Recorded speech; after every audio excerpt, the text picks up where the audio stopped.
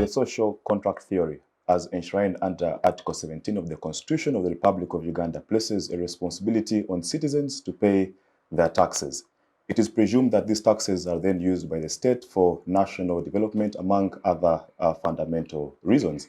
This particular year, there are proposed amendment bill of taxes, or of taxation rather, in Uganda that introduces, among others, new penalties, new incentives, and I think they are under new tax regulations. So we're here to evaluate how fair are these tax proposals, but also, amidst so much corruption and things like that, where does this place the money of the citizens? And to put all this to perspective, this afternoon is a panel of really profound citizens of this country who I assume pay their taxes, and they will be evaluating the implication of this amendment bill.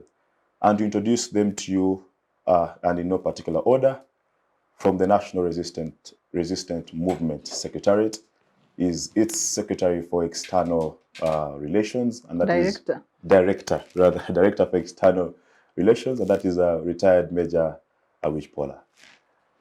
Retired Major, thank you for making the time. Thank you so much. Greetings to our viewers. Yeah, we are very happy to have you after a while. In the middle is our tax consultant, that is Mr. Robert Suna.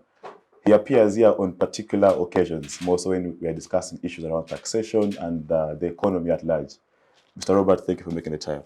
Thank you very much, Kidega, and good afternoon, viewers. Good afternoon. We are very happy to have you. Next to myself is the Executive Director of Center for Constitutional Governance, Dr. Sarah Brete, a very regular face on this show. Doctor, thank you for sparing the time. Thank you, and good afternoon, viewers. Thank you very much. The last gentleman and panelist on the show is Professor Ogenga Otunu, a lecturer at DePaul University, but also with very deep historical and political context. Professor, thank you for sparing the time. Thank you for the invitation, and hello to the audience. Well, let us begin straight away. And Robert, for obvious reasons, I'll just put you on the front line to just give us context regarding the proposed taxation amendment bill. What is entailed in it, and what should we expect as citizens? Thank you very much, moderator. The proposed tax amendments are premised on a background and confirmation from our current Permanent Secretary of Ministry of Finance, who advised us that for the next so many years, we should not expect introduction of new taxes. We should maybe expect amendments that are inclined towards streamlining. So why is it called amendment? Well, they are already existing bills. They are already existing laws. The Income Tax Act, the Excise Duty and Management Act. So we amend certain sections in those taxes. Either we insert new ones, or we change the language within those same bills. So that's why they call them amendments. So I think it's only one today that in this year where we have a really new one on automatic exchange of information. The rest are been existing, but they are being amended to suit the current context. So the Permanent Secretary advised us that Ugandans should not expect new taxes, but rather amendments that are aimed at streamlining tax administration or increasing the efficiency of tax administration. And that gave some bit of relief, if you remember the last financial year and even this current financial year. So when you say that to a lay person who is not a tax person or a legal individual, they feel relieved, because when you say there is not new tax, a lay person will think, okay, we are doing good. But sometimes the devil lies in the detail, as we shall see. So when you say you're not introducing any new taxes, and then you are raising the expected national envelope to 50 trillion, what now remains the question, where are you going to get the money? because we've been used to tinkering with the tax policy, introducing new taxes every time to catch up with the growing appetite for expenditure.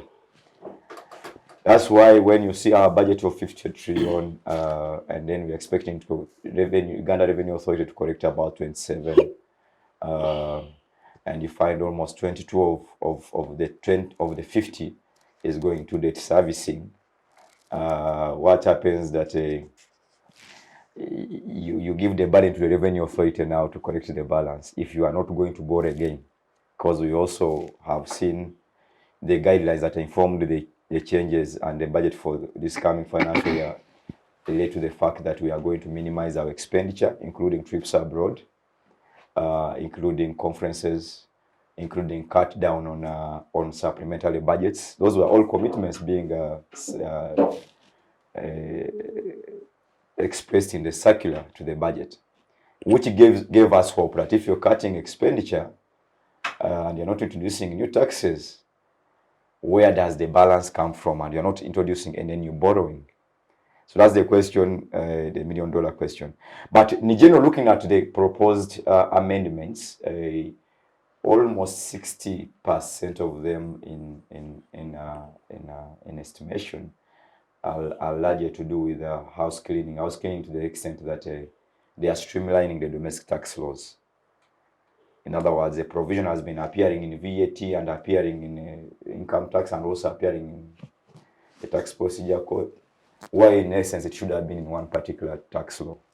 So that there are some provisions in that category.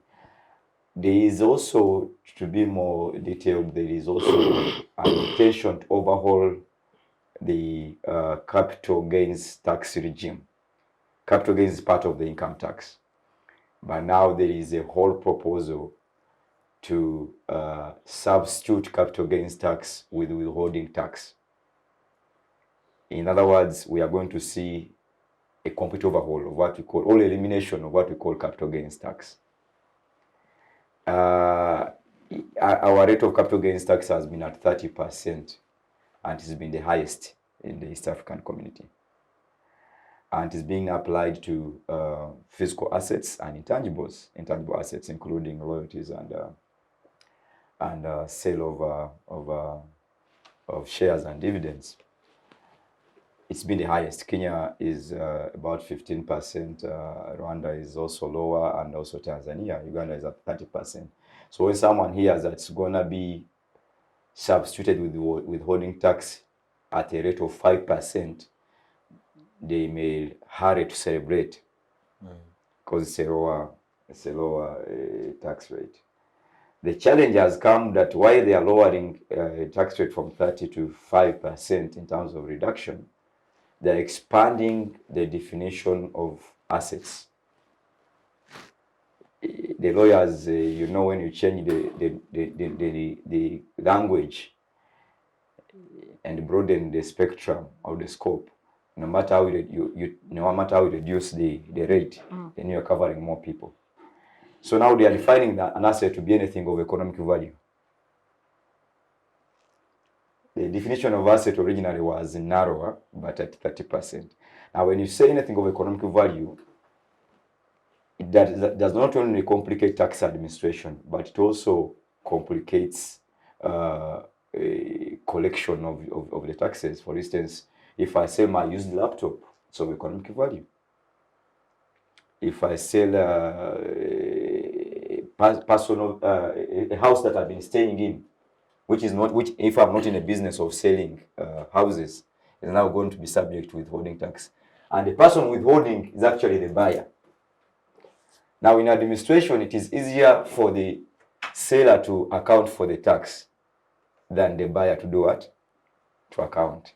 So it means now whatever I'll be selling, the buyer has to withhold 5% as required to remit to URA. So to the extent that the way the withholding tax regime works, and it will be a final tax this time, not the withholding tax that we had, which you can claim later or expense against the incomes you've earned. So that's why the complexity of overhauling the capital gains tax regime will be. You celebrate the reduction, but you're expanding the definition of what an asset is. Another But how enforceable is that? exactly, that's the challenge with administration. Unless it's a bank transaction. Exactly, that's what we were saying. In some instances, they may be forced to attach it. For instance, for movable assets, immovable property like land and the rest, they may be forced to attach it to capital gains. That's when it will be captured. Maybe when you're doing the transfers, they say, "Oh, your buyer was this. Why did the buyer bring the withholding tax?" Yet under the capital gains tax regime, it was the seller himself who is supposed to do what? To account. So those dynamics are the ones that may complicate the regime. And then you may involve assets which are not necessarily of business nature. They are for personal use, therefore the scope is going to be very, very crazy. So that's where I see the major overhaul is in that particular aspect. But largely the rest are housekeeping or house cleaning provisions that are trying to streamline administration.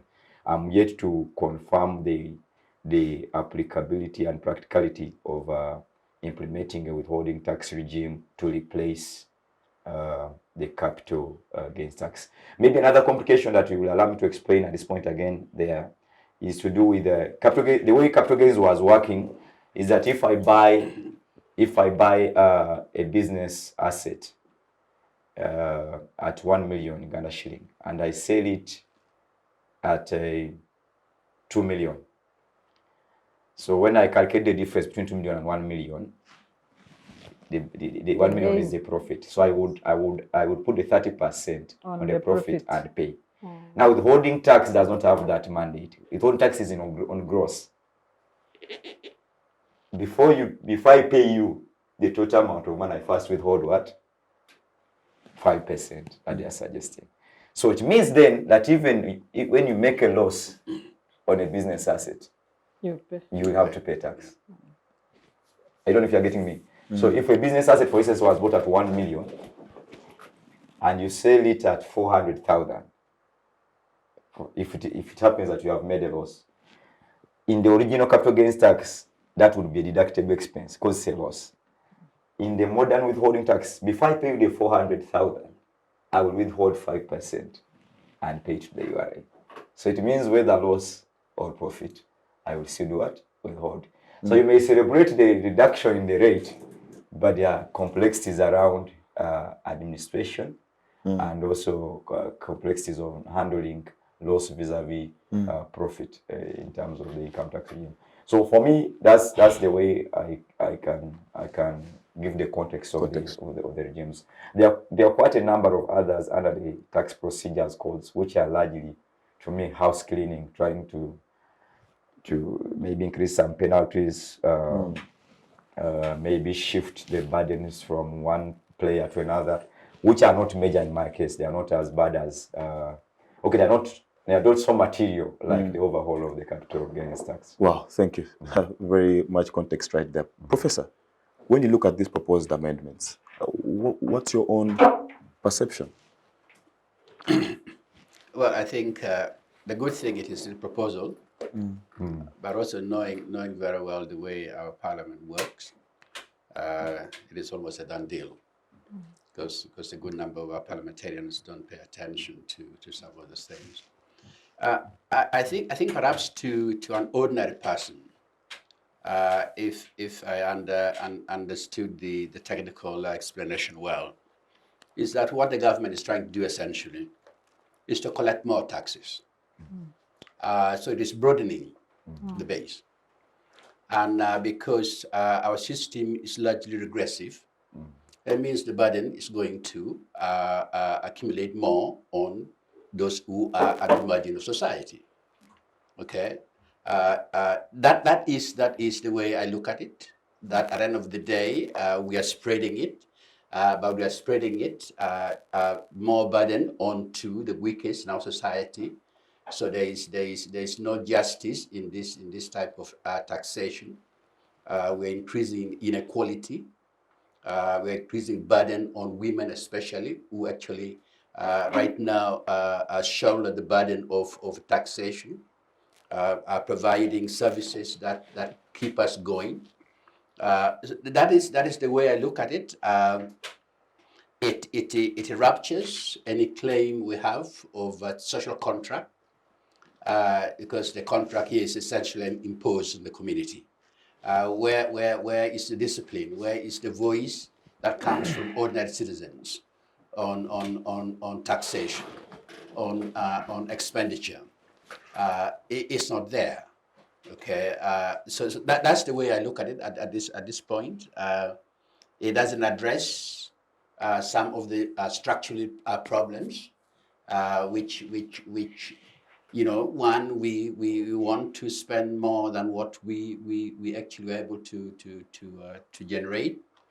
But even what we generate, a good part of it, we squander it through corruption. We haven't addressed, okay. All we are doing here is we are trying to provide, we are reproducing the problem by shifting responsibility. Okay, we haven't addressed corruption, which takes a large part of the revenue we should collect and what we actually collect. We have not addressed inefficiencies. We have not addressed a lot of collapse of morale as a result of this. And the implication at the end of the day is, at times we look at this simply as being a monetary issue. It has political implication. Why do we then try and arrest interns who are demonstrating simply because they want to actually perform what they've been trained to do and to be compensated for what they're actually doing to help the society? Why do you arrest them? We arrest them because the social contract is fractured. We don't feel comfortable anymore, okay? Even a demonstration becomes a form of insecurity. So we can discuss this much later. But it speaks to the need to rethink governance as a whole, okay? I do support my colleagues, my good friends at the Ministry of Finance. They do superb good work. They are well trained to do this work. I endorse the President's views on fighting corruption. We want to see the work itself, not the talk. Okay, because if we can actually fight corruption the way they're supposed to do it, then addressing this issue of generating revenues and how we spend it becomes a lot easier. People are not willing right now. They are forced to pay taxes. The majority of people ordinarily will not want to pay taxes, not because they don't want services that are which should be provided, but because they've lost faith in the system. Why should I pay tax? I'm forced to pay it anyway. Where I come from, which is almost similar to what happens in many parts of the country, the education system is completely collapsed. Public education has completely collapsed. Where is that, Professor? Pardon? Where is that again? I come from the Choli sub-region. Oh, okay. Okay? After the war was the war, for what it was. Then the post-conflict reconstruction never happened. Our society is on life support in terms of education, in terms of healthcare. We are still expected to pay taxes, which we do, but we pay them reluctantly because what we pay in terms of taxes, we don't see the returns on the ground. There's no improvement in terms of education, no improvement in terms of healthcare. So this invites a more fundamental conversation, which I'm sure we're going to get into some of these, and I'm glad that you have some of the best brains around here. Some of them will go straight to the point. Yeah, thank you very much, Professor. So, Doctor, let me get to you. And of course, your perception regarding these tax amendments, but also proposing a new tax regime when we haven't addressed issues that Professor is talking about, like corruption, issues like the cost of administration. Where does that leave the aspect of tax justice? That I am paying my taxes, yes, but is there justice? Is there return on, is there value for money? Yeah, that's the question Professor hinted on. But before I go to value for money, I think the Among the new taxes, a tax that may be of interest, especially to the young people who are the majority, is the digital tax. Services The tax. digital services tax on that is going to be imposed on service providers like Twitter, Facebook, and the rest of it. It creates a complex in two ways. One is that access to internet in Uganda is among the most expensive in the world. And we still have limited reach that cannot enable the effective drift to the digital revolution like in other countries. The second question is that with the poverty, then even with the limited access, and we have the least access to internet in East Africa, with the highest cost of internet, even in East Africa, if we are to narrow down the scope of comparison. So we are going to edge out many people, even the fewer that were accessing internet, engaging in e-commerce, engaging in creative, the creative industry, and the whole e-knowledge component. We are going to edge them out amidst increasing poverty, amidst increasing or skyrocketing rates of unemployment. Because e-commerce is employing 50% of young people. So I don't know how, if you go to our national planning, NDP 3 objectives, among them is to enable people access more internet. Does this digital services tax really, is it harmonized with our NDP 3 principles? Is it in harmony with the global trends of a digital revolution, which is the fourth? Also to inform viewers that other countries are on fifth revolution. And we are struggling to enter the benefits of the fourth revolution. So are we budgeting for Stone Age purposes?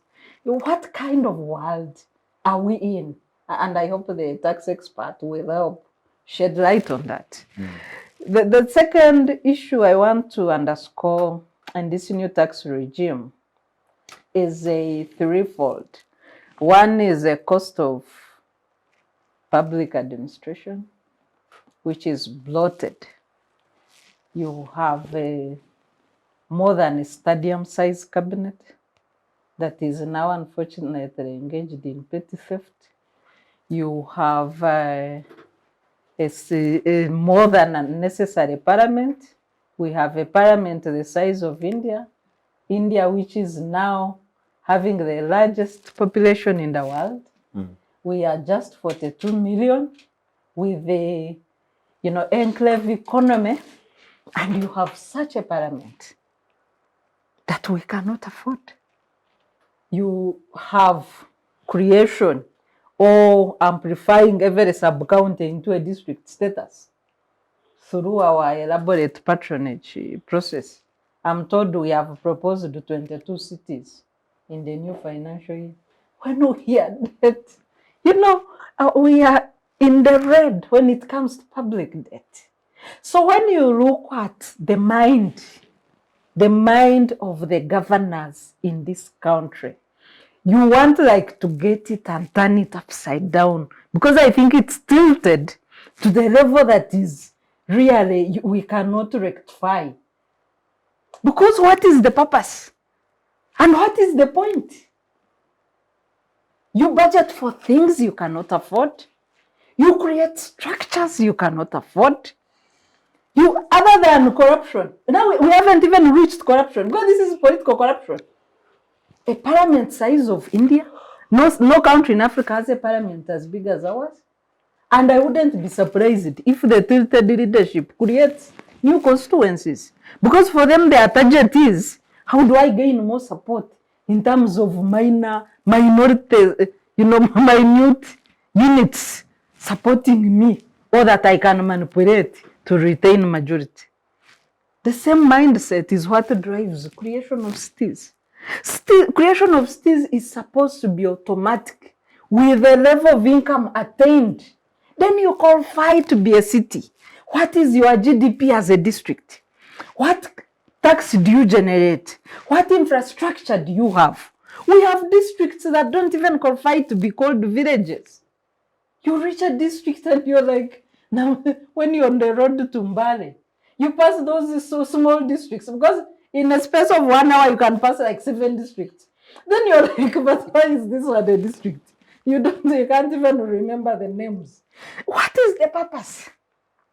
There was a political lie that we are taking services closer to the people. But look at a mess in the face of Kampala. Kampala is the face of the country. It has 0 roads. It's like if I came here on this show with my face contaminated maybe with milk, yogurt patches, cakes, and I'm here before people speaking. It's what we are doing in terms of the face of Uganda with the dilapidated roads, health structure, everything is dilapidated. At times you don't even know whether we have value for the funds we borrow. I'm sure 50% of those funds are just stolen, other than the bloated structure that cannot even deliver. So when you come to the issue of resources, it's true, I saw the Minister of Finance saying he's not going to mortgage the country, but he already mortgaged it. So I don't even know what point he was talking. You borrow beyond the limit, but also, unfortunately, whereas borrowing alone wouldn't be bad, we borrow for what purpose? Where we don't invest in the economy. Because a sensible country would borrow to grow the economy, increase productivity of the citizens, to be able to pay back. What have we been borrowing for? Where does the money go? And the shrinking tax base. You borrow money, you invest in things like Rubowa, Ghost Hospital. You invest in things you want to give money to Pineti, Ghost Coffee Dealer, and the chain of all ghost investors that we bring here to give money. They are conduits for corruption. So I think we need an audit in this country to say we have our public debt is now 86.6 trillion. Known. Where is the value of that money? Where have we invested that money? Yes, now there's a decision that we don't want to borrow anymore. But we need also to know that it is not a decision we have reached voluntarily. We are in the red light, where with most of the lenders, maybe with the exception of China, which doesn't care about the productivity of the country.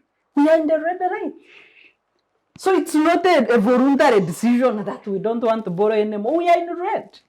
And we are going the Ghana way. So we need to also look at this. Then what is the current tax base as a country? In the projected financial year, the coming financial year, 29 trillion. But out of that, 22 is going to debt servicing. We have a IMF loan maturing in 2025. 3 years. Yes. In 2025, we have a IMF loan maturing. From 2019 to today, we have depleted our reserves by half. So what is our economic standing as a country, and what is our focus? I would really want, I know Robert does not work for government, but at times he consults and maybe where he can to throw light on these issues. Thank you.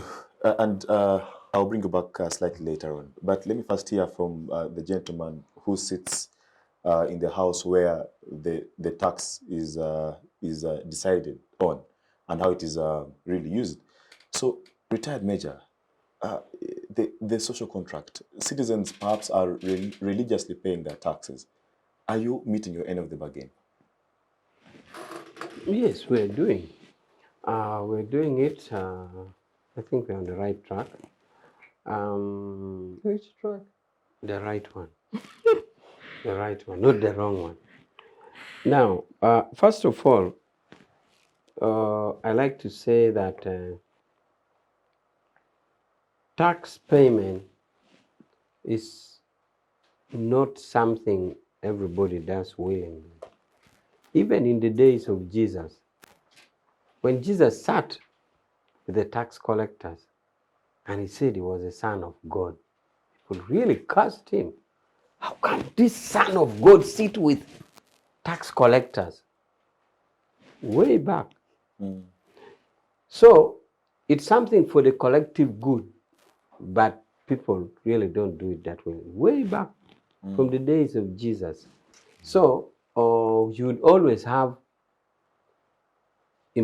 resistance here and there, because it is resources leaving your pocket and resources going to the pocket of the public, and people don't want to do it willingly, although they want the services. And that's why since Jesus' days, Jesus, the Son of God, when he sat with the tax collectors, they really wondered what kind of a Son of God is this. So when you see resistance even to government now, don't think it's because people don't like NRM or don't like Museveni. It's just the nature of taxes. Then I like to mention the dynamicity of society. Society is not static. Society is dynamic. And that's why I asked my friend Suna to talk about the amendment. Not that I didn't know, but I wanted to show that much as the main regime of tax legislation is there, the dynamics of the society over the period, the annual budget, shows that there should have occurred changes that needed to be fixed. And that's why maybe tax law is the only law which is repeatedly amended than any other law. There are some laws which have remained untouched for years. I don't think whether I don't know what happened to Karamoja Act, whether it was even repealed, because they presume that if three or so Karamojong are together, even in State House, they should be arrested, because the presumption in law is that they are from a raid. So meaning that any group of Karamojong in Makerere University, even in the faculty of law, would deserve to be arrested. But such laws either go obsolete, idle and redundant, but for the tax law, they amend every day, every year, and that's why we refer to it as an amendment. I just thought I would tickle Sona to say something so that our people get to know. But all this is meant to make it crystallize in the welfare of the people, that people are okay, that people have security, that people have public goods like roads, that people have other things. So all these taxes are not really for fun. It must be seen to crystallize in the welfare of the people. We also have a provision which says that there used to be a provision which says no taxation without representation in the old democracies. But now it means, now the current position is that you have no right to tax me unless it is in the law. So unless the law provides that you tax me, then you will not. So that's why we have to the amendment as it is now. But at the beginning, in all the democracies, it was, for me to be taxed, I need to be represented. And we have representation. And that now makes me talk about the professor's matter I raised. He wanted to hear if the voices of the people are heard in this taxation. Definitely the voices are heard, because it is on the parliament with the mandate to pass laws for taxation. And you can't levy any tax without a law.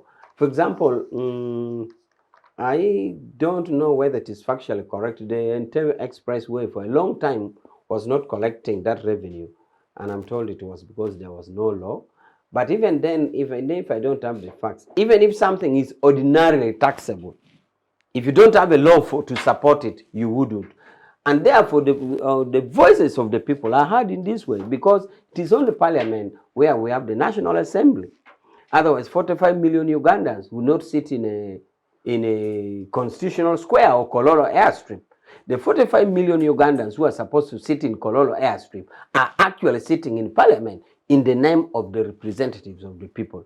So I just like to inform Professor that the people are being heard. It is their people, it is their representatives who have the mandate. So the voices of the people are heard, and the people are talking through their representation, through their representatives in parliament.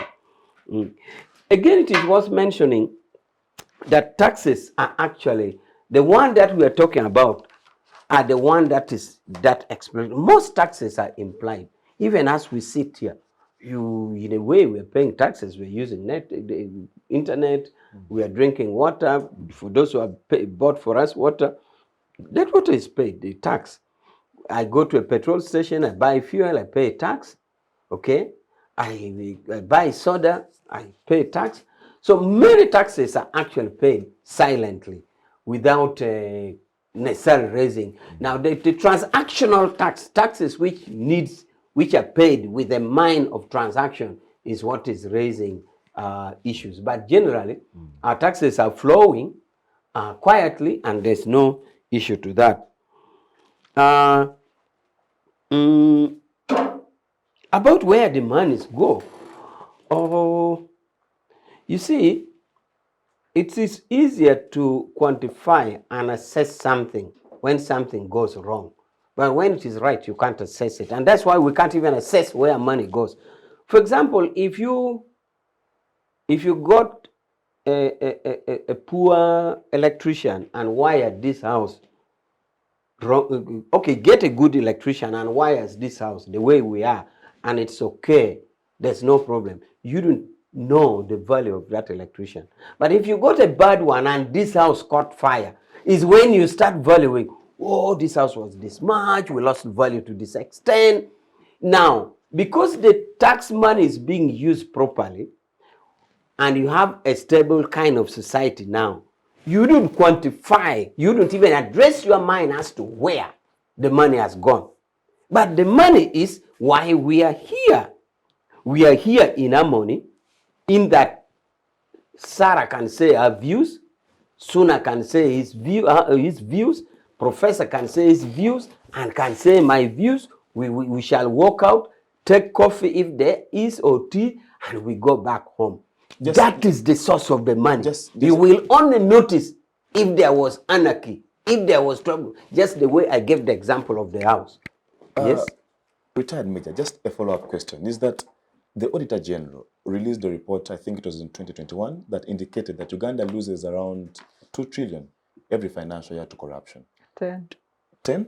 Actually, the latest is 20 trillion. 20 trillion.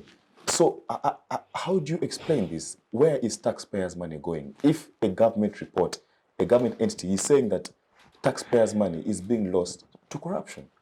So how do you justify the value for money? Half of the budget. With matters of corruption, with matters of leakage of resources, it's a crime that we all abhor. It is top on our priority, and all attempts are put, and that is why you have a multitude of institutional framework. You have including legal framework, including soft and hardware approaches. Okay, that shows to you that the will, the political will, is there to fight it. And first of all, it shows to you that it is identified as a vice. If it wasn't identified as a vice in society, nobody would have attempted to address it. You only attempt to give a cure for a sickness that exists. You only attempt to give a sickness to a mischief that you have identified. So this mischief has been identified, and it is agreed it's a mischief. And that's why there is a multitude of approaches used. So it's not that, like for us in the governing party says, there's nothing. No, there's something wrong. It's not that it is a policy. No. So the fact that you have a system to address means a mischief has been identified. So me and you agree that the figures that is given, or the fact that corruption exists is a known fact. It's not denied. The issue is, do you condone it, or are you making any express attempt to do it? Remember, you are dealing with human beings who have brains to even circumvent the solution you have given to the mischief. So, if you ask me, how do you explain? I explain that the mischief exists and it is bad, and I will explain that attempts are made to fight it, and it is in work in progress. And I'm sure Sarah is happy that ministers were arrested, and maybe more will be, depending on the facts. Yeah. So the mischief is there, it is condemned, and the war is on it. All right, thank you. Robert, earlier on you mentioned something to do with tax administration. To be more specific, how do these amendments intend to deal with issues around illicit financing? That there's money that moves through the country and leaves, but that is not exactly monitored. So does this amendment intend to be specific in terms of dealing with illicit financing? That's one. Two, is that on the aspect of tax avoidance, you know, how does this law, because I know that there are proposed penalties. But the issue of tax avoidance continues to be a fundamental issue that affects tax compliance. So just those two issues. Okay, thank you.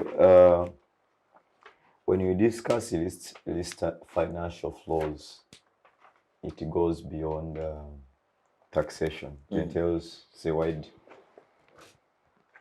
it's a wide scope of its, when you define its financial flows.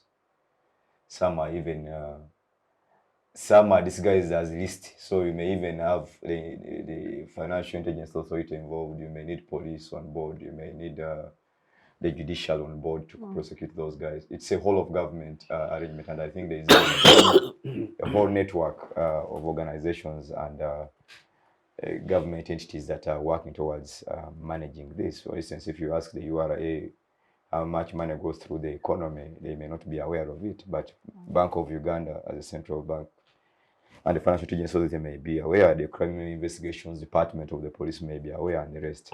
I think URA may then be captured around the customs area. That's why you see there is a lot of border controls. You find over 12 agencies in the same border post trying to manage such flows. So that one, the legal framework is in existence under the Anti-Money Laundering Act, but it involves lots of agencies that need to work together. But if you link it direct to taxation, in the tax justice arena, there has been a moral story as opposed to legitimacy. Moral in the sense that even aggressive tax planning can be included amongst these financial flows, because these financial flows manifest in many issues. They manifest in corruption as a commercial form. They manifest in outright tax evasion. Yes. They manifest in terrorist financing. So those are all under money laundering. They are all forming these financial flows. So now the tax justice campaign has agreed that there is a very thin line between aggressive tax planning, what you call avoidance, and evasion, which evasion now becomes an illicit financial illicit financial flow. Yeah. But the lawyers that be will tell you that every rational person, every rational business person would, as much as possible, try to reduce their tax burden or tax payment so that they make enough profit to even you had Donald Trump say so. You as worth as how much tax you can prevent the state from collecting from you. So it may not be necessarily direct evasion, but tax planning is illegal, okay? While the tax justice campaigns are telling us, as long as it is aggressive and bordering evasion, then it should be immoral and should be regarded illegitimate. So with that background, the current amendments, there is a whole bill now that has come into force to do with an arrangement of allowing for automatic exchange of information and also expanding the definition of who we call a beneficial owner, ultimate beneficial owner. For instance, when we talk about Pineti, which my friend Sarah suggested, Pineti may come as an investor here, but when she's not the person, there's an actual person behind. Yeah, and she's holding out for someone. So now the current legal regime, an independent law has come into force that is going to help us expand the definition of who a beneficial owner is. It's already in force. And allowing for public to access a beneficial owner register for scrutiny. So I think that was the plus for part of the government. And it is also, Uganda is a member of a mutual agreement on assistance on exchange of tax information. There are about 147 countries that are members. The original regime was trying to say that if I need information on how Airtel operates in, say, South Africa, all MTN operates in South Africa, I would have to write to the South African authorities to give them that information. Now, this law is trying to tell you that as long as you're a member of that mutual agreement on exchange of tax information, information will be shared automatically among the jurisdictions of non-residents of a particular jurisdictions that are holding businesses in another jurisdiction. So if there is a Ugandan a company operating in Luxembourg, and Luxembourg is a member of that mutual agreement, the Luxembourg authorities are allowed to share automatically information to the URA to the extent that they show these are the operations of this company, this is how much money they make. But that information has to be for tax purposes. That's another caveat. It's not for any other business, only for tax purposes. So I see that there is going to be very good effort in terms of curtailing instances of malpractice like aggressive tax planning and outright evasion. I think it's a step in the right direction. Yeah. It's going to be a standalone law that is handling assistance on exchange of information for tax purposes. Wow, very brilliant. I raised some issues for Yeah, Sarah had raised some issues in her submissions earlier on, which I thought I should talk about. I want to talk about the digital services tax. I think we have had a debate on access to internet, and even when I was still in the Uganda Revenue Authority, I was always hesitant about taxation of data and the rest, and my argument was there was a lot of policy contradiction. Unfortunately, which is very common amongst developing countries. One policy says this and another one says the other. So you want to achieve, to reduce, for instance, there's a time we were trying to say, want to reduce financial exclusion to 25%, and it we're introducing mobile money tax and the rest. We want to increase access to internet, but we are making data very expensive and the rest. You know, that policy contradiction cannot be solved by a single entity in a government. It starts with it requires a whole of government approach. Which is your priority as a government? If your priority is raising tax, then you may have to forego other priorities. So you may have passed a strategy to increase internet penetration and the rest, but if it wasn't a priority for you, then other forthcoming interventions may retard that achievement. But that said, specific to digital service tax, I think a 5% digital service tax will be the highest in the region, because Tanzania is at 2% and Kenya is at about 1.5%. But to say, in essence, not a very bad tax, because the only bad thing is that the digital service providers are non-nationals who now translate the tax into the users. Okay. Now, what we are saying that since Uganda is not part of there is what we call an inclusive framework. It's an OECD generated framework which is trying to propose a uniform tax across board. But they themselves are already introducing unilateral measures because they have failed to come to an agreement. So the African governments have said, shall we wait for the OECD to come up with an inclusive one that will guide all our operations? That we have our own peculiarities. So what tax administrations usually do, they throw stones in the bees. If the bees come out and they are ready to get, there is that statement, we should get something other than getting nothing at all. In 2018, when they required those foreign digital service providers to start accounting for VAT, they just issued a statement in the papers that from this month, every non-resident who is supplying digital services in Uganda will be required to account for value-added tax. And they have been doing it, and they collected a lot of money. So they are trying to trigger and say, and surprisingly, the people who are first to comply, if you ask the revenue officers there, they will tell you they are not necessarily the known ones. They are not necessarily the Facebook, the Googles of this world. There were other operators who, by virtue of their need to expand in Africa, feel that their reputation is threatened by not being non-tax compliant. Those multinational corporations value a lot the issue of business reputation. So what the revenue administrator will do is say, let me first try this. If I get something and it works, next time I will do this. If it gets this, we shall try to remedy as we go on. And that's away from our core principles of development. Okay. That's another thing. That's why I'm saying when you are doing prioritization, you must be clear what is your intent of doing this. But also there is what we call some bit of snowball effect. If country A is doing it, and there has not been so much pushback, then I can also do what? do it. If there has been pushback, that's how sometimes the tax administrations act on experiments. And when the experiments are doing in their favor, they go ahead with, even in litigation, you've seen it. They try something, they're taken to court, they are defeated, and they say, oh, it's bad. Can we go back to it and revise? But for me, in my own opinion, it is on a higher rate. And you know, these multinational companies have lots of operational costs. Now it means they will have accountants situated in Uganda now to manage accounts of Uganda. How do you manage? That's why you don't threaten the investment climate for such organizations, so that institutions. So it could maybe, in my own opinion, it could be lower than that. But a digital services tax, in essence, in itself, it's not a bad tax, because it's succeeded elsewhere in terms of tax administration. That was my comment on that.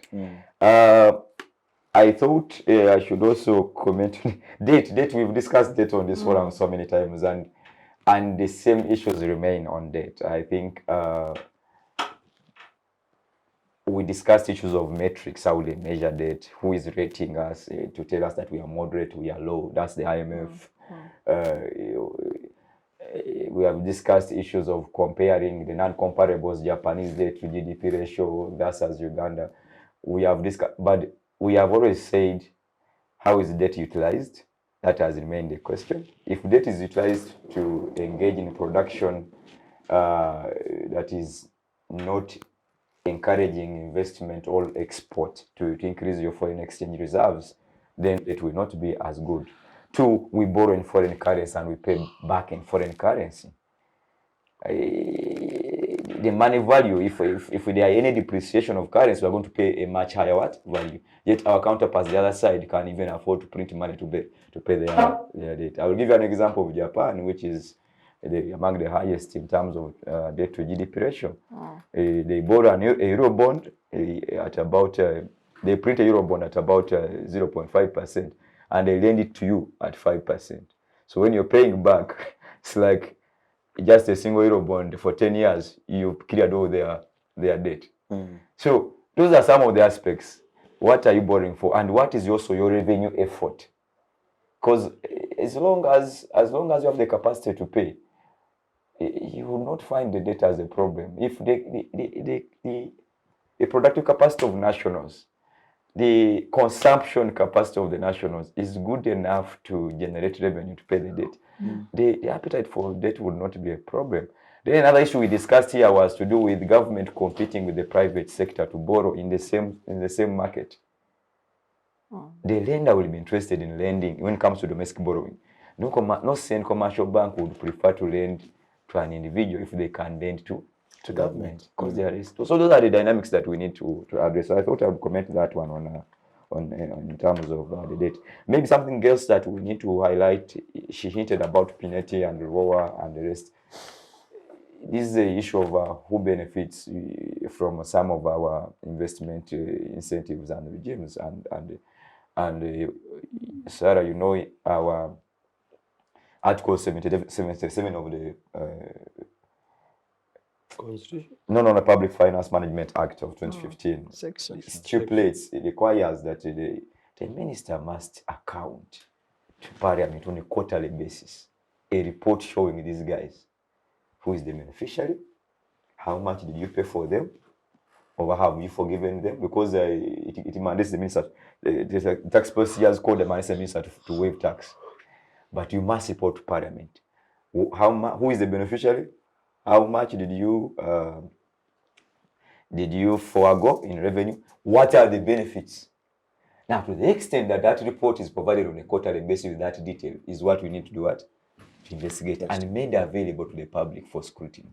So that tomorrow I know that Lubowa Hospital costed the government these billions, but has created 2 million jobs in 5 years. Among these 2 million jobs, pay as you earn from those 2 million jobs back to government has been this. The families that have been assisted out of poverty are this. Those dynamics are the transparency aspect. Because the powers to waive tax are within the law to the minister. As long as they are able to account and show that these are the expenditures and these are the benefits. Quarterly basis. That's what the provision is. How we adhere to that is what Sarah and is a my other different, colleagues can now different discussion. come through. Yeah. Yes, I thank you, thought I Rob. would comment on those issues. Thank you, Robert. Professor, I'll begin with you after the short commercial break. We are due for a break. To the viewers, just stay tuned with us and see you shortly after this. Digital rights are those human rights and legal rights that allow individuals to access, use, create, and publish digital media or to access and use computers, other electronic devices, and telecommunication networks. Digital rights include a right to freedom of expression, information and communication through technology, a right to privacy and data protection, a right to credit for personal works, a right to universal and equal digital access, a right to identity, a right to anonymity, a right to be forgotten, and a right for protection of minors, among others. The state's digital rights are frequently violated through various unfair actions, for example, blockage of websites and social networks, theft of credentials, unauthorized use of people's data for personal gain, privacy intrusion, online censorship, arrests and intimidation of online users, internet blockages, and the proliferation of laws and regulations that undermine the potential of technology to drive social, economic, and political development worldwide. It is hence every citizen's responsibility to respect rights of other digital users and to speak out or report to the responsible parties when one's rights are violated. Welcome back from that short commercial break.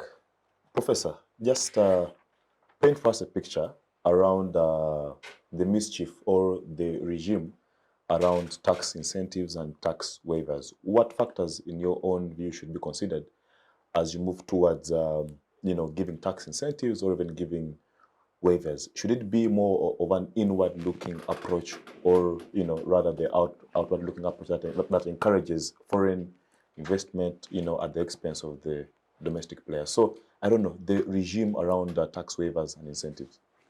I think there's one is mentioned in the proposal, whereby the incentive that had earlier on been given for investments outside of Kampala, I think, where you write of, I think, about 20 and 50% respectively, have now been withdrawn. The whole idea here was to encourage investment in areas that are fairly marginal. Okay, but now they've eliminated that. So the incentive even to do that now is not there. Which I think is a terrible mistake, but I understand what they're trying to do. There are areas where investment, traditionally, you go to a place where, for example, you have more challenges in terms of distance to where the market is, in terms of power, outages, and the like. So you want to, in the past, forget about investment first. During the colonial and then later on in the first post-colonial period, those who were highly educated had difficulty working in areas which were very remote. So government provided incentives for people to go and work in those areas. Okay, so that you begin to address disparity in societies. The same idea was in place, which is now being eliminated. So it's going to have a negative impact on those parts of the countries, especially the ones that are more disadvantaged.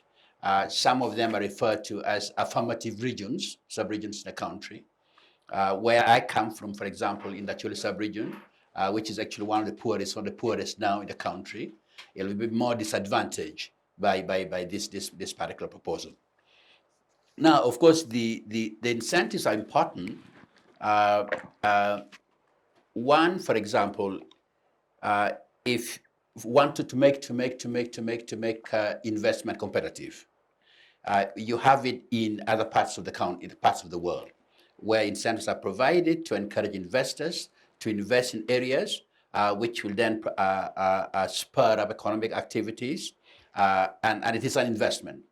Now, the problem we've had in this country, to some extent, is that we have had, you waive taxation for a certain percentage for some investors who turn out not to be investors.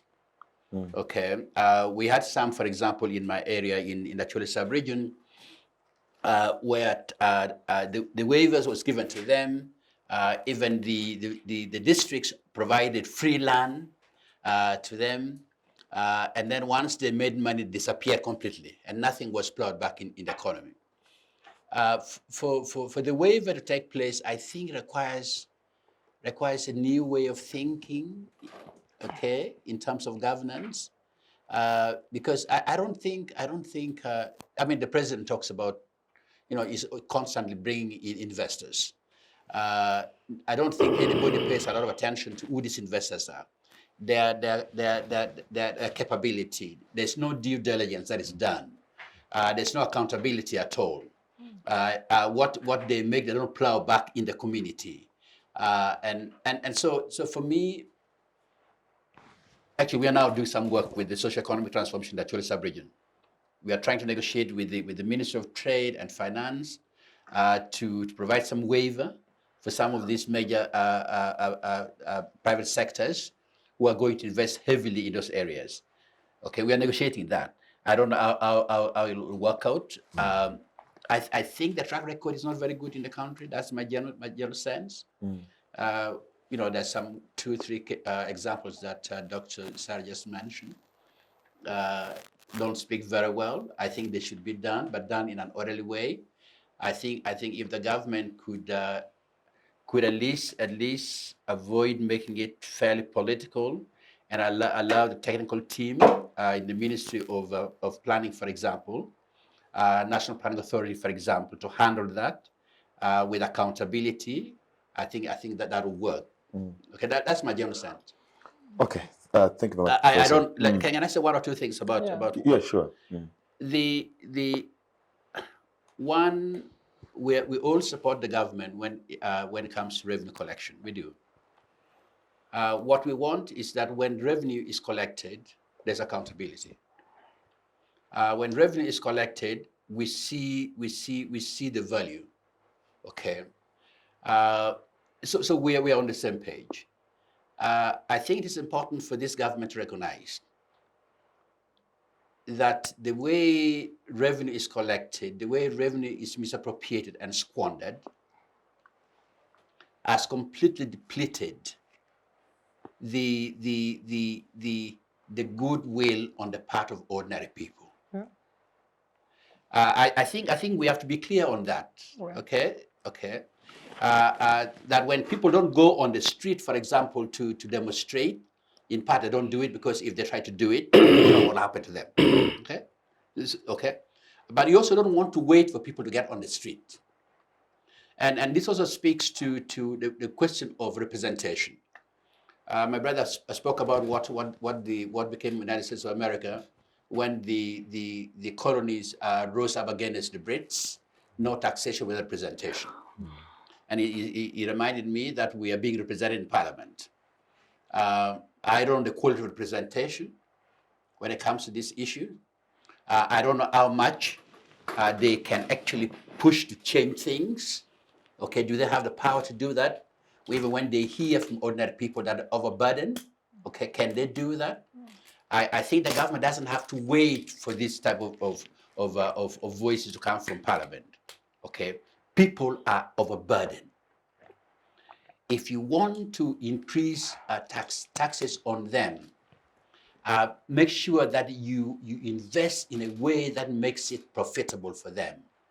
Okay, that they receive services for which they are paying taxes, and the services are barely there. There are good roads now in many parts of the country, but what was the cost of that road? How much money was squandered from that? Okay. And so when my brother says, people don't like to be taxed, it's true. But really, with the level of corruption in this country, with the misappropriation of funds, okay, with the way things are being, funds are being wasted, okay, Dr. Sarah mentioned just a few. Okay, we mentioned the Parliament. It's not a joke. Okay, the size of our Parliament is not a joke. Okay, the size of the cabinet is not a joke. You cannot just say, I understand that this is a political decision that's been made, but you're making also at the expense, okay, of the type of services that the citizens require. There should be a balance somewhere there. The districts we have, you have all these government officials, We use tax money to drive around with security running around over and over again. Do you know how much that cost us? Okay, you will tell us that we need security for them. Why do we need that much security for them? Why do we? It's because we need to resolve some political issues. If we resolve political issues, we require less of the type of security that demands more from the taxpayers. Okay, so I support the government when it comes to security. I support the government when it spends appropriately. I'm not against that. Okay, but I think the issue we're talking about here is not just tax per se. It's the nature of the state. It's the nature of governance. It's the question of political legitimacy. It's the question of accountability. It's a question of transparency. Okay? It is what you broadly mentioned in passing as social contract. So it's what it is. Well, thank you very much. Doctor, as I come to you, just I'm sure you have comments regarding what has been said, but if you could also speak around, first of all, are there tax proposals around, for example, the oil sector? I would love to know. I tried to read, but I didn't get so much clarity on that. But also, how do you speak about the aspect of widening the tax base that comes with formalizing of businesses? But this comes in a very bureaucratic URSP procedure required to get a business to be formal or things like that. So how do we achieve formalization in an environment of so much bureaucracy? But also, are there proposals around the oil? Because I know oil now is being seen as our silver bullet. So are there certain proposals on the taxation of oil in any way? It's there.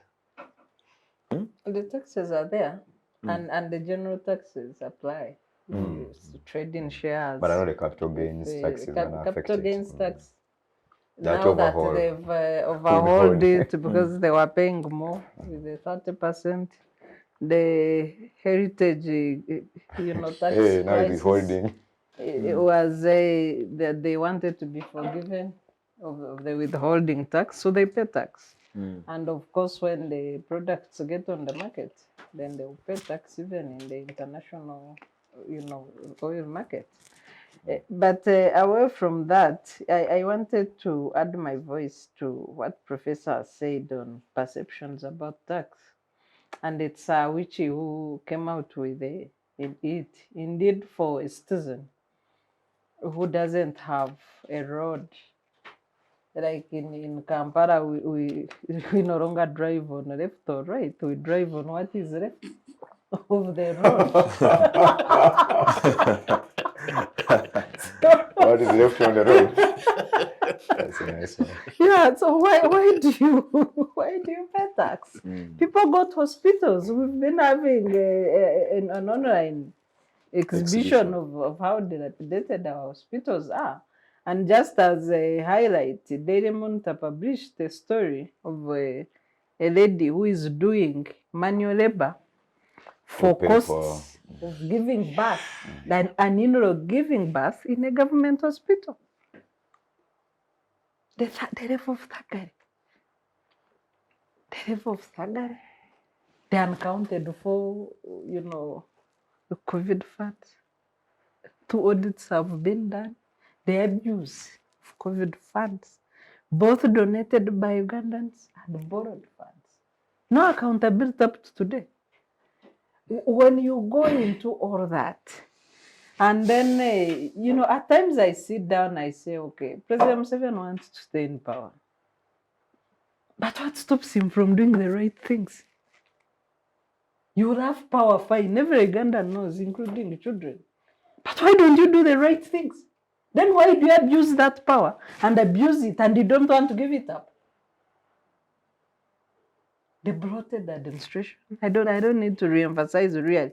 Where does our money go? So why should a citizen give their money? For what purpose? Half of the budget is stolen, but you have also abuse even in the budget process. Why, for example, why should the State House spend 1.67 billion per day. Do they buy food from heaven? A man and his wife. 1.67 billion per day. And now that money that was given to them, 668 billion, is not enough. They're asking for supplementary. Are they purchasing food from heaven? What is it that they're doing? So the abuse. I got the better feel of citizens' perception about tax when I proposed cow tax on the internet. Especially people from Western Uganda, the cattle keeping corridor, they were very bitter. They were very bitter, not because they wouldn't want to give tax, but they don't want to waste their meager resources in already a pool of wasteful expenditures and abuses. That's why they are very annoyed with cow tax. Like, most of their argument was, the government doesn't it have enough of our money to abuse? Why do you want to include the others? But unfortunately, now the expansion of the former capital gains tax now includes them, includes everyone, except correction is hard. So the pain of the people are these glaring abuses. If it wasn't for the citizens' persistent noise on iron sheets, hardware thuggery, the president would have ignored. But the people kept talking for 2 months. Then he came up with a letter that even conflicts the criminal legal regime of the country. Because DPP does not take authority from anyone to charge a person. You don't need to give them guidance. But, and I've been asking, and maybe which can help us. Now that you have people, of course they are innocent until proven guilty. But does Chututu now and Ologoro attend the cabinet after being charged for criminal offenses? Do they attend the cabinet? I think, I hope in your responses you will guide people. Because they are not discharged of their duties. So you have people answering criminal charges and they're still running around with sirens, convoy. That is additional insult to a taxpayer. And I don't think the president wants to discharge them of their duties. Because ordinarily, once you are being investigated, you step aside from office. So that is also recurring impunity. And that's why I ask, you have power, but power to do what? And that leads to the perceptions of the citizens. Retired Major, I want to state that I think good governance is about having the trust and faith of the people.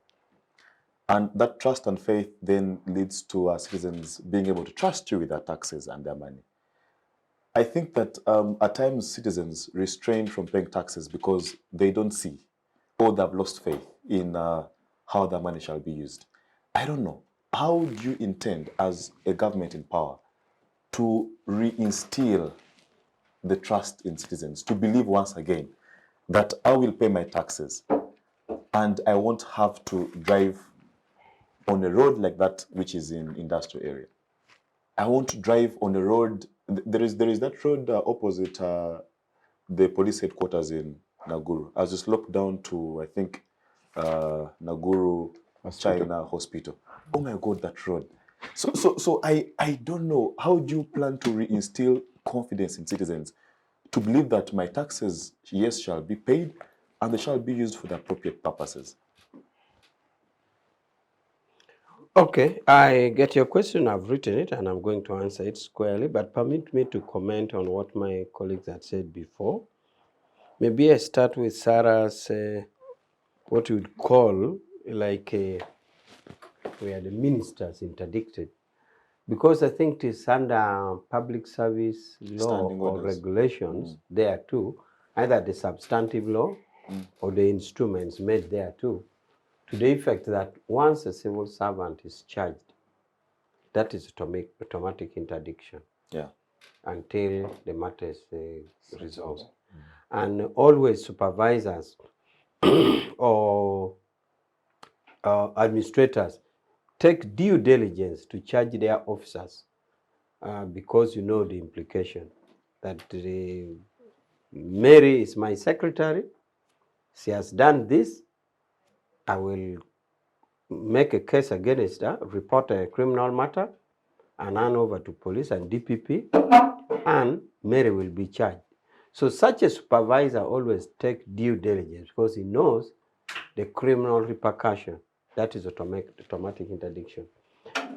About the ministers, I'm not yet abreast with the facts. I don't know whether they will want to argue that the definition of civil servant is limited, and therefore they are not civil servants, and therefore they are not governed by that law. But I would want to think that They are public servants. public servants I know there's a vis-a-vis difference. civil servants. Yeah, but they are public So, servants.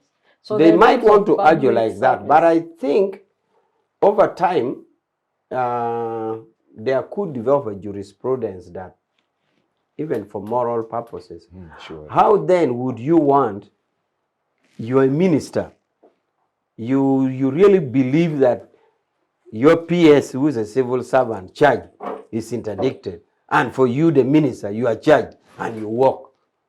So I think a jurisprudence will develop and crystallize around that. Even if it was not by explicit provision of the law, I think morality will demand that. Did they attend cabinet on Monday? I don't know. I need to check. I will take it a point to check as a party. But I think maybe their lawyers could be advising them that the law is about civil servants. You are not. But as I say, it would be unfair and immoral that a minister who is supervising a permanent secretary would allow a PS charge to be interdicted, and the same minister charge of the same offenses say, no, for me, I will continue. Why? Because of that.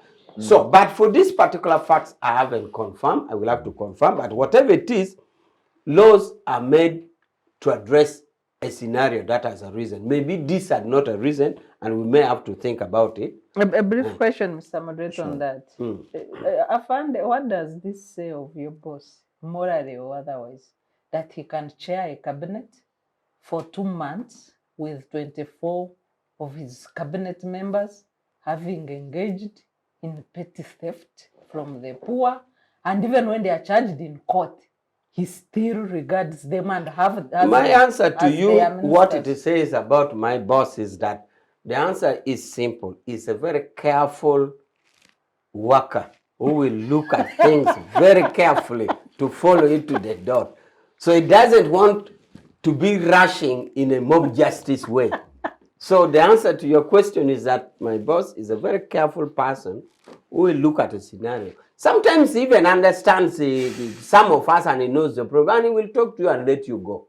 But he knows it and is planning what next. Actually, sometimes we think he's right, because if he was to act in a mob justice, maybe very few of us would have survived. So what he talks about him is that he sees things, he looks through it, he takes his time, but he acts. And indeed he will act. Have I answered you? So, about the ministers and interdiction, that is the area. I think the lawyers are advising them that you are not a civil servant.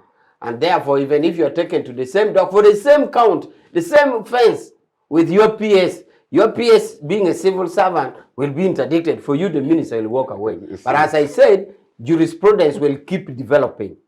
Laws develop when it meets a challenge, when it meets a mischief. So it is now time that we have to look into this, if the scenario had not happened before. Can I say one thing Yeah. about the previous issue you raised? I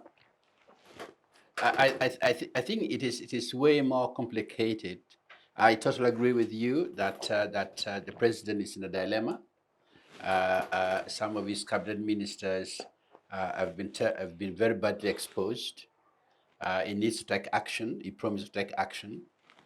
But one also has to bear in mind how complicated our society is. Some of those ministers who are alleged to have done all these bad things when it comes to Iron Sheet, Karamoja, the moment they were picked up, members from their own ethnic groups, their own communities began to organize themselves to demonstrate So to You make are sure victimizing our daughter. to make sure that actually the Our son. president should release to make sure that the president should understand them, to plead with the president. What I'm suggesting here is it is certainly important to hold the president accountable, and I think he's being held accountable. It's equally important to understand the nature of the society we are in, whereby Otunu perhaps is alleged to have done something wrong. Maybe he's actually done something wrong. Everybody sees that Otunu does something wrong. The moment Otunu is picked up, people from this committee will rise up, be mobilizing. Say, no, you're persecuting us. Set our own son free. Okay? How do you then? Okay? Because this the way the trenches are like. Okay, how do you then handle that? The president has to balance all this. There are people, ordinarily, I think, the president perhaps would want to say, please go now. Okay, but the president also has to understand where they come from, what the people who stand behind them think, what they will do or not do. I'm not saying that nothing should be done. All I'm saying here is that The dilemma. yes, okay. But Professor, before Fanda, you get back, Professor, you are just describing the disadvantages of patronage that President Museveni uses. Otherwise, in a country based on rule of law, such nonsense would not arise, and it's nonsense. But I want to say that for the president, we had Chogam ministers charged, Gavi funds and Chogam. We had senior ministers charged, including the vice president. But they were first relieved of their duties from cabinet. They were told to step aside from office and first clean their names in court. So to this time on Karamoja, the president is applying double standards, and it's not that he doesn't have a precedent before. But you don't yet have the facts whether the charged people are working. Before they stepped down, You before being don't charged, have the facts yet. before being But arraigned. I am glad that my response is generating debate from you. That means I'm really speaking sense. Thank you so much. But then I am saying the tendency of our people mobilizing against in protection of a charged son or daughter of the soil. If it is meant to what I could call a blackmail against the person of the president, I don't think a person of Museveni is easily blackmailable. They will take a decision. In fact, to me, the more you attack him, the stronger he becomes. So I would advise those people not to use blackmail by saying, our daughter is charged or our son, we shall tell you that next time you will not get votes here. You are victimizing our daughter. That son of Kagota, the way I know him, the way you attack him, the stronger he becomes. Wait and see. Now, I also wanted to comment about what you call incentives. It appears to me, soon I may help here, it appears to me like in taxation, there is no incentives that you are given in terms of being given. Rather, the incentives are more of you are not being taxed. You're not given money to say, we're giving you incentives for tax. So, there had been a query about selective application of waivers or exemptions. But I think in the last caucus meeting we had in Kololo, the Attorney General came with a law and cited a law which gives a minimum approach to whoever qualifies for a waiver. Because the original thinking was that we give it to Chinese or to Indians or Europeans or what. But now the law is very clear about who benefits from that. And I was so happy when that provision was read. I thought I had not drawn my attention to it. Of course, you know, a lawyer does not know every law, but knows where to get it. So the Attorney General helped me by pulling out that provision. So I think now the fears and concerns for selective application to waivers in tax incentives is dealt away with, and that is a good thing government has done. I also want to make a comment before I answer your question about, Professor mentioned something about political legitimacy. I think at this time, I see it like, to me, it's not much of an issue.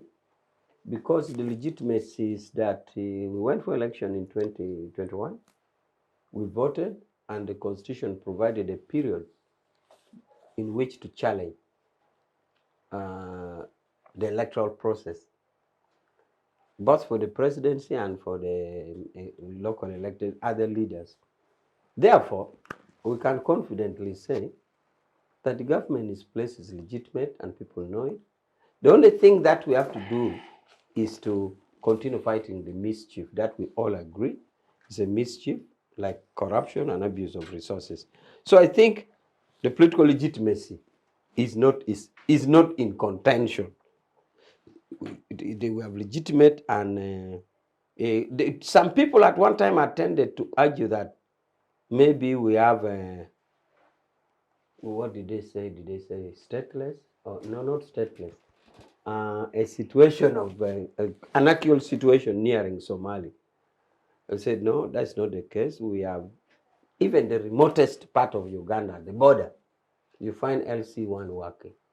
So we have a country legitimately governing and moving on with, of course, the challenges that we have. Nowhere will you go in Uganda. And that's a sign that the government is working, because if there was a breakdown, an LC wouldn't be an area where it is working. It is part of government. You would actually be killed, or some other power would have installed their LC1 there. So legitimacy and governance, I think we are on the safe track. Now, how do we intend to reinstill the confidence of the people? To me, this is an easy thing. Correct the wrong. If the issue is the road, fix it up. And people will come back to if there was any confidence or doubt. The president recently met KCCA people, and I think the issue was agreed that the roads must be fixed as soon as possible. Whether the money that was proposed is enough, that is another thing. But at least a step to the right direction. You see, retired major, just a follow-up question is that, for example, we have the pay as you earn taxes that goes to NSSF. There was an NSSF saga in this country that I think up to now it has not Just been. a minute. Pay as you earn goes to NSSF. So The deduction. You know, some of us listen to each and every word and comma that you say. Sorry, but I mean people who are saving their money with the National Social Security Fund, and this is their hard-earned money that was mismanaged allegedly, and up to date there is no action that has been taken decisively on the individuals who were involved in that sort of saga. So I think the reinstilling of confidence in the population goes as far as taking action against people who mismanage public resources. Okay, but I thought I said that it is easy to gain confidence by simply correcting the wrong that is there. And I did not limit the list of the wrong. In somewhere... Only that the wrongs he's talking about have been there for a long time, and he's a lawyer. Okay, a pattern of behavior over a long period of time amounts to intent. Okay, now... Okay. So you have a pattern of behavior over a long period of time, and you have not resolved it year in, year out. It happens. It means, therefore... No, but there are also various instances. For example, in areas of corruption, you may need to know the Attorney General to come up with a tabulated form of people charged, people convicted, and people acquitted. So if you wanted that table, the table can be availed, because the impression you're giving is that the pattern has been there and there's nothing. No, I'm sure now, and I know persons, even people I know personally who have been victims. So if you brought a tabulated form from DPP or from IGG, in fact, to some extent, that many cases in IGG, the IGG had introduced a provision where the suspects agree to refund the money, and lots of money has been recovered. So we shouldn't paint a picture like the pattern has been going. Of course, pattern over a period of time becomes a practice, becomes a custom. It is not true.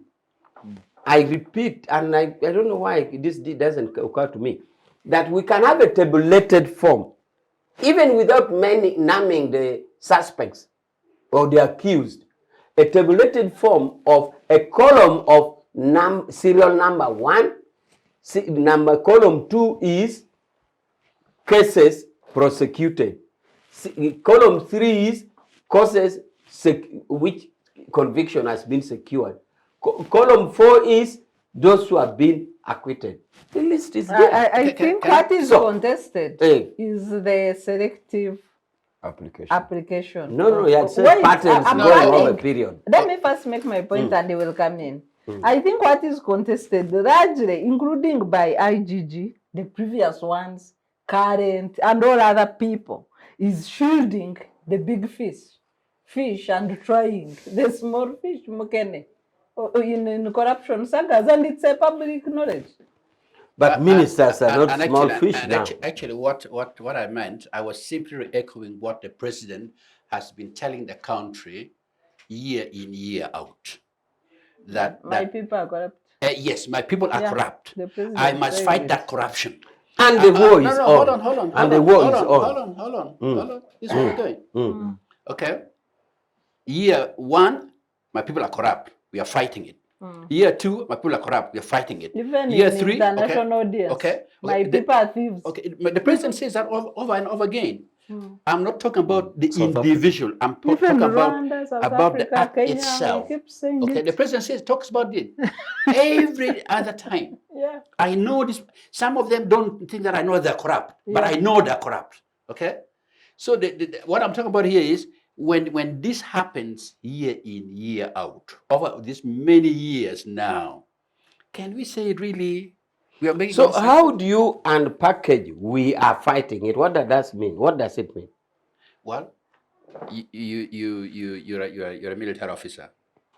We are fighting means if you keep on waiting. We are fighting it is an ordinary English sentence talking in present continuous, meaning what we are doing it now. And that's why I was saying if you open those columns, it will show you will actually have unpackaged we are fighting it. But that we are fighting it is the column I'm saying. But are you fighting individual or you are fighting that very act itself? You see, corruption is a vice, but criminal law holds an individual. Criminal law holds an individual. So you can only fight the vice by capturing an individual. Criminal law doesn't criminalize a group of people. Now, but I still don't want to lose track of your question. So I was saying, to the winning of the trust of the people, or maintaining, for that case, for me, it is maintaining, because they gave us the trust anyway. So maintaining it would mean doing the right thing. I was saying sometime we had a Central Executive Committee meeting, which I sit because I'm a director. The president presented what is called mobilization strategy. In his strategy, he was actually saying what we used to say in the army. As political commissars used to say, to solve problems or to do mobilization, you have to tatoa sida ya what? I mean, solve problems. For example, you're not going to be a political commissar when the soldiers are hungry, when the soldiers have their salary have delayed, when the soldiers are sick, or when the soldiers have no bullets. So it is the identification of problems that will actually make you as a PC solve problems. So it's in a similar way, the maintenance of the trust is to identify those list of problems and tackle them. You're talking of NSSF. I thought it's still too short for the NSF for us to draw a conclusion. You're talking of roads. You're talking of all this health. The president made it clear to us that even mobilization is not mere convincing or persuasion. As a government or as a party, we need to solve those problems.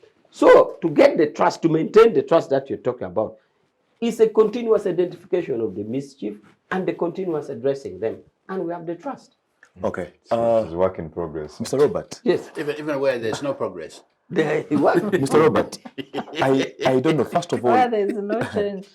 That's the slogan. Mr. Robert, first of all, is there a contradiction between the Commissioner General of URA and the Minister of Finance in terms of who has the powers to, for example, issue tax incentives or any other tax, perhaps, obligation? And if there exists a contradiction, should we have expected these proposals to maybe, redress and clear the air? regarding who has the powers to, for example, give tax incentives and... Well, if you ask me, the regime is very clear on the distinction between the powers by the commissioner and the powers by the minister. Largely, the powers of the commissioner are largely administrative in nature, as opposed to those of the minister, which are policy. which are policy related. Okay. So, for instance, some administrative penalties are generated by the commissioner by the law, and they don't have to be sanctioned by the minister. So there is a proper distinction. The legal regime has counted for that. But if you allow me to just briefly comment on the repealing of Section 27A of the Income Tax Act, Professor, of investments for the first time that are beyond 50 kilometers outside the boundaries of Kampala, and the thinking behind this repealing is twofold. One is that analysis has shown that the beneficiaries of that particular provision are not necessarily the intended beneficiaries, to the extent that they are not necessarily new investments. They are not necessarily very far away from Kampala for the reasons you've given. Kampala has many amenities closer to the market. Electricity may be cheaper. So any wise investor, even when you give them 100% initial reductions of the cost of investment, may find it cheaper to produce around the city than going so many kilometers away. So, but thirdly and most importantly, and I point to the fact that Ndugwa, which he has alluded to, regarding the revisions in the income tax to make tax incentives part of the law, so that you don't have discretionary powers. Tax holidays which were going away from were reintroduced, but in strategic sectors. They were defined as strategic sectors, the sectors that were largely shunned by majority of investors: tourism, health, but with what we call sunset clauses. For instance, they will tell you, if you're going to construct a hospital of bed capacity 300 and you're going to employ over 50% Ugandans, then you have a 10-year tax holiday. If you are going to construct a hotel which has this number of accommodation rooms and will get this number of people, they put some clauses to control against abuse. So when that provision was introduced, then this one, the one of how far you invest, became a little bit redundant, because I mean, if you are already getting a tax holiday of 10 years by virtue of investing in Kabela Maido, you don't need to be told that as long as you invest 50 kilometers away from Kampala, you'll be given an initial allowance of less than 100%. So yeah, that's the spirit against which it has been repealed. First of all, it didn't serve the purpose in the first instance. Second, there are other provisions which can give an incentive for investors to do the same. Yeah, so I thought I could add that. But you will also allow me, if we have a minute, I thought we would comment on the proposed taxation of unit trusts, because it has generated a lot of debate, especially in the private sector. The proposal to say that the original law was requiring the unit trusts themselves to pay 30% corporation income tax, but the investors were not paying any tax on the interest they earn by investing in those unit trusts. So the law is saying if your contributions to the interest are below 100 million, your interest will attract a withholding tax of 5%. And if it is above 100 million, your interest payments to you as a contributor will attract 15%. So there was a confusion that's going to cause a lot of, it could be double taxation and the rest. So for me, the provision has cons and it has pros and cons. First of all, to the extent that this is a nascent industry of investment, we're trying to encourage savings and investment.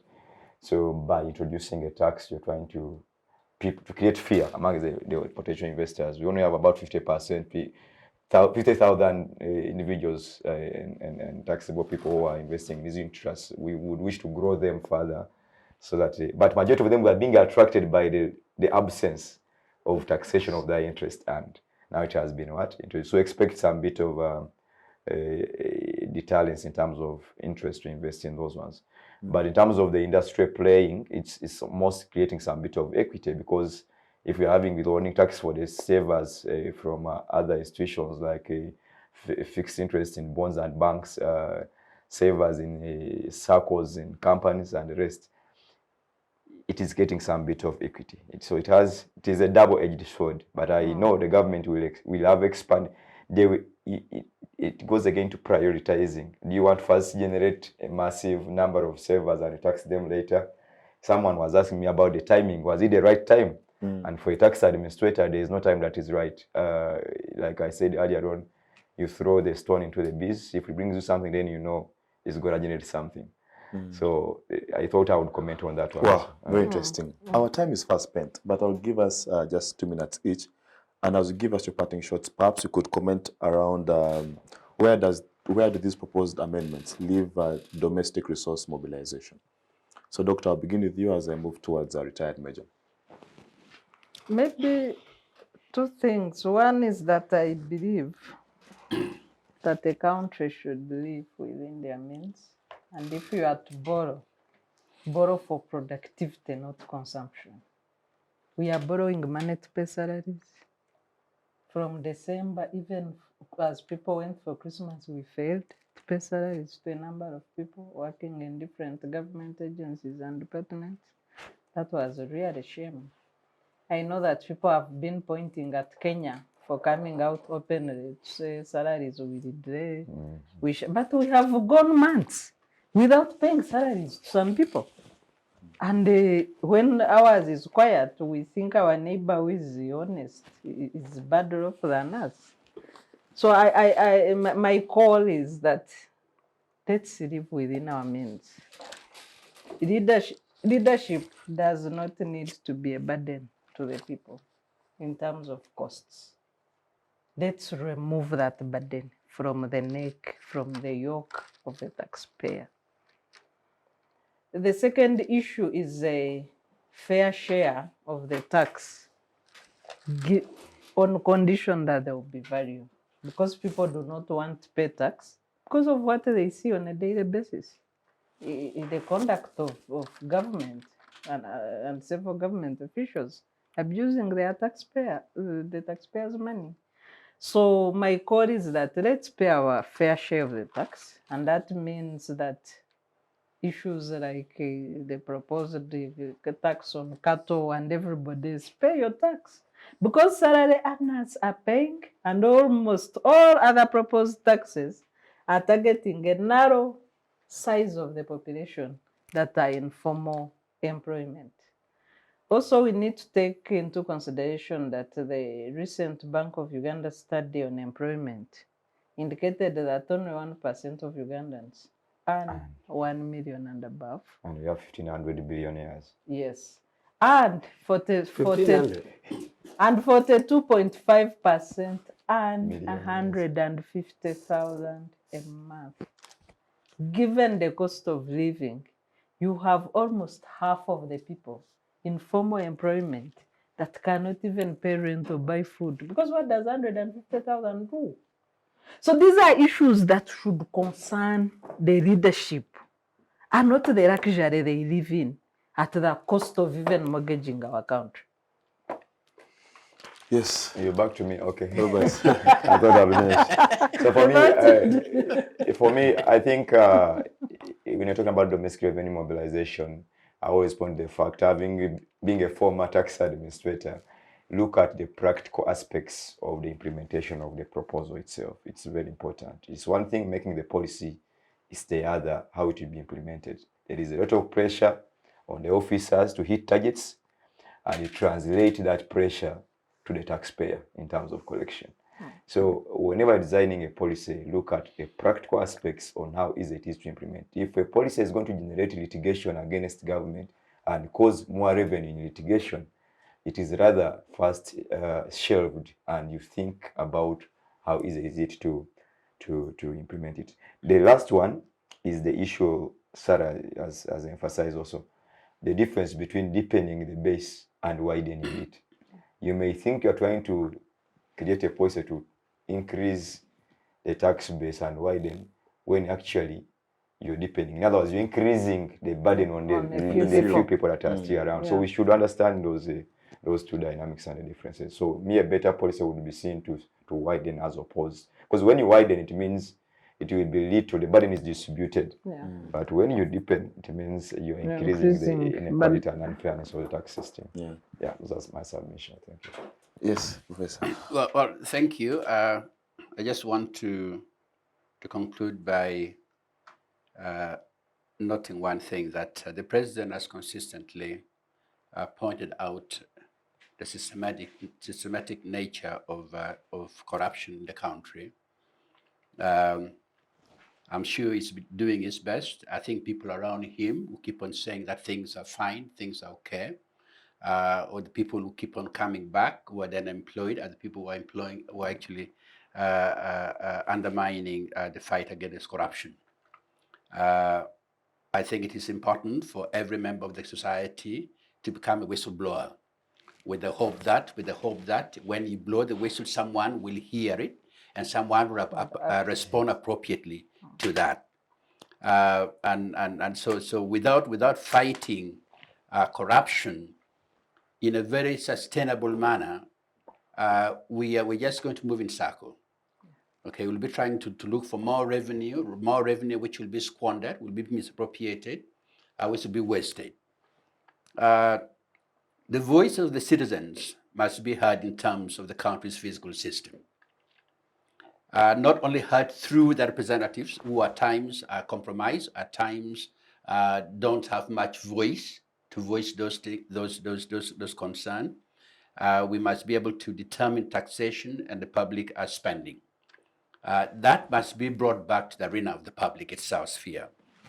Fiscal justice to tackle inequality in the country must also inform the nature of taxation and the way we spend what is borrowed on behalf of the citizens.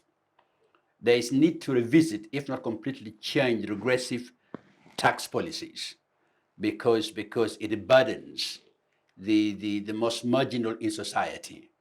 And we are reproducing this over and over again when we, at times we think, as you suggested perhaps, we're trying to broaden, but we're actually deepening.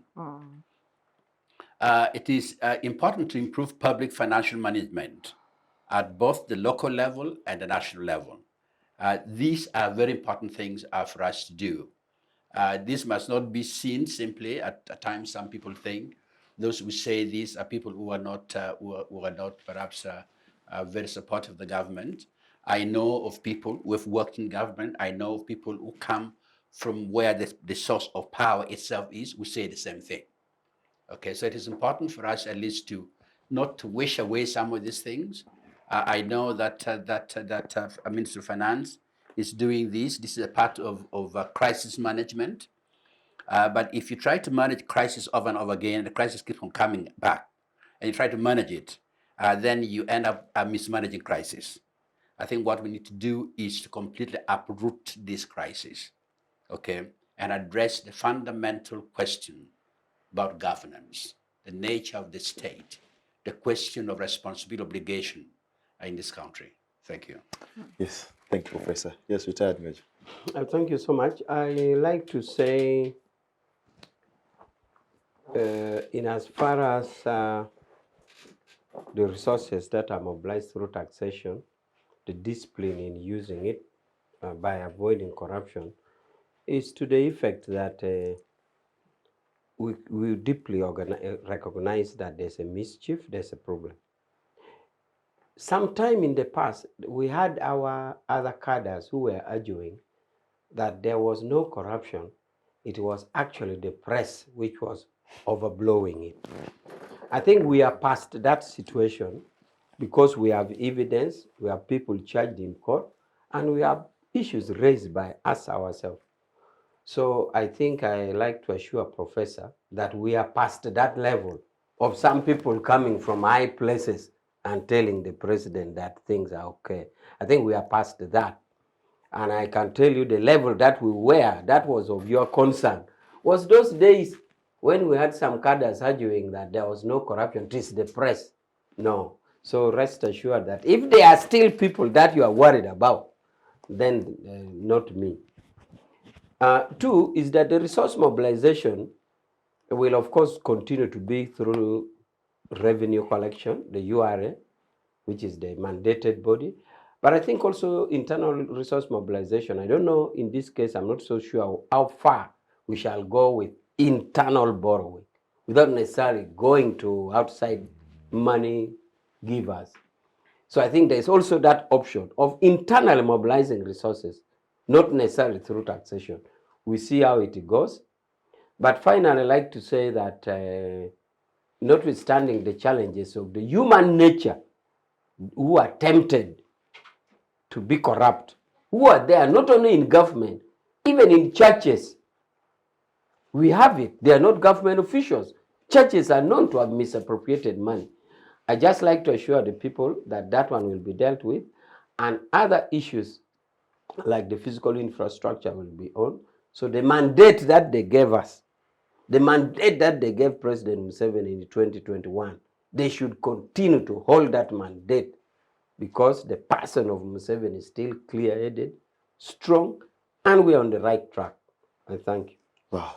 Thank you very much, retired Major. Thank you, Professor, our very good tax consultant, and Doctor. Thank you for making the time to be on this week's episode of the Citizens Chat Show. Well, to the viewers, that is it from us. I don't want to dilute whatever has been said, but well, the weekend is here. Hope you can process whatever has been said here and have a lovely weekend. See you next week. Same time, same place. Bye.